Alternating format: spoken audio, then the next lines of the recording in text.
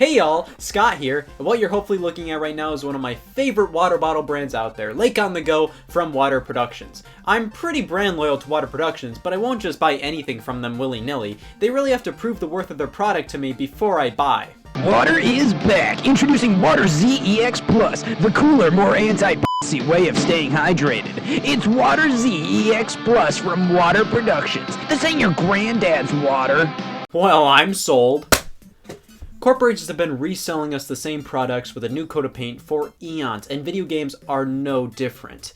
Re-releases are a staple of the video game industry and have been prevalent ever since the very beginning. However, it seems like recently they're starting to take over in the form of definitive editions. Some people aren't too stoked about this, but I myself am way into it.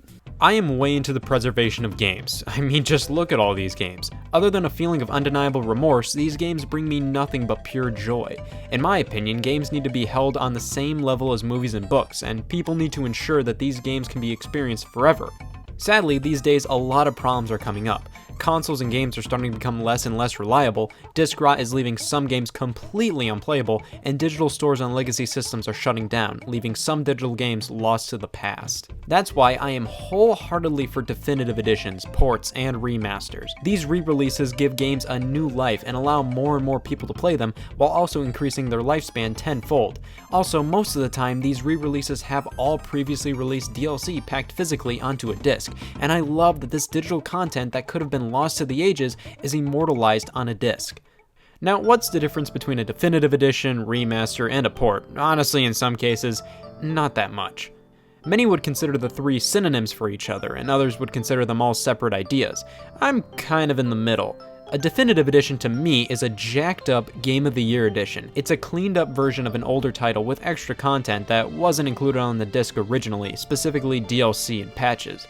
Examples of this would be Tomb Raider Definitive Edition, Dishonored Definitive Edition, and Mario Kart 8 Deluxe. A remaster is more so focused on the graphics and improving problems the original had. Examples are Twilight Princess HD, God of War 3 Remastered, and Uncharted: The Nathan Drake Collection.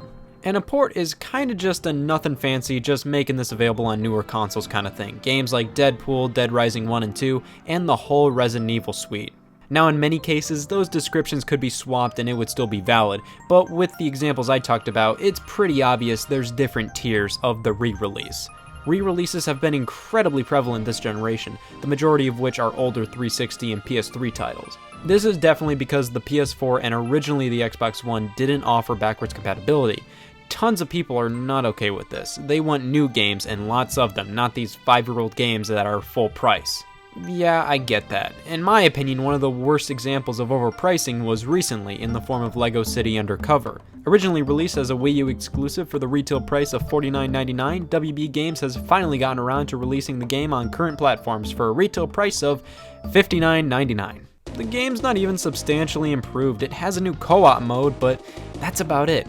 The Wii U version was even discounted to $19.99 recently via Nintendo Selects. However, in defense of re-releases, they are giving these games a new opportunity to gain more fans. So with LEGO City, which was stranded on a deserted console, the game can finally achieve wider recognition.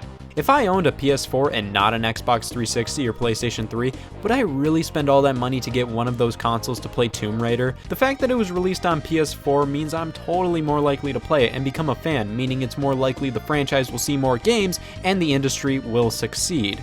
Now, I'm totally with people who don't want nothing but these re-releases. Many have scoffed at Nintendo's first-year Switch lineup because 2 Wii U ports are headlining it, but they're in addition to a handful of new original content on the platform.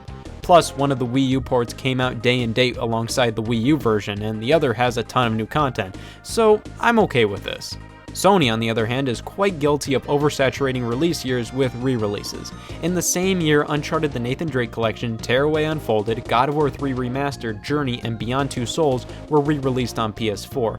The only original releases that year were Until Dawn and The Order 1886. Also Bloodborne, but that was more From Software than Sony. If publishers use re-releases as additions to schedules rather than replacements and price accordingly, then I see no issue with it. In fact, I encourage it. I'm more likely to and would rather fire up my PS4 than my PS3, or Switch instead of the Wii U, or Xbox One instead of 360. Re-releases give me an excuse to finally play games that have been on my radar for eons. I usually also re-buy 360 and PS3 games re-released on current gen and sell my old copy. Now, as a collector, that sounds strange, but re-releases these days are more so multi-platform versions of the same game.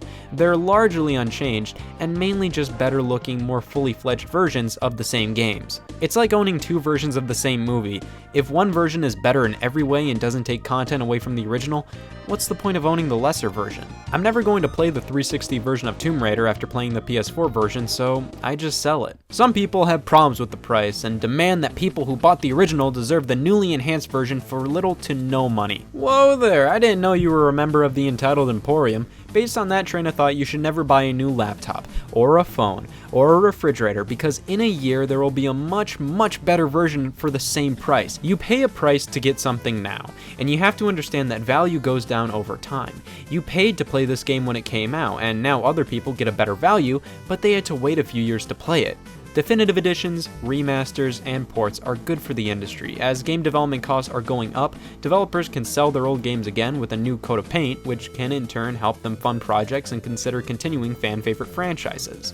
I love having the option to finally play games that I missed out on, replay favorites with better visuals, and also resting easy knowing that these games will live on for a very long time. And here are just a few of my favorite definitive editions, remasters, or ports. Uncharted: The Nathan Drake Collection was the way I played the first 3 Uncharted games, and they all hooked me. These games look great now, and having all 3 in one package is very nice. Tomb Raider Definitive Edition, again the first time I played the game, and it was wonderful, and it looks really nice on current gen.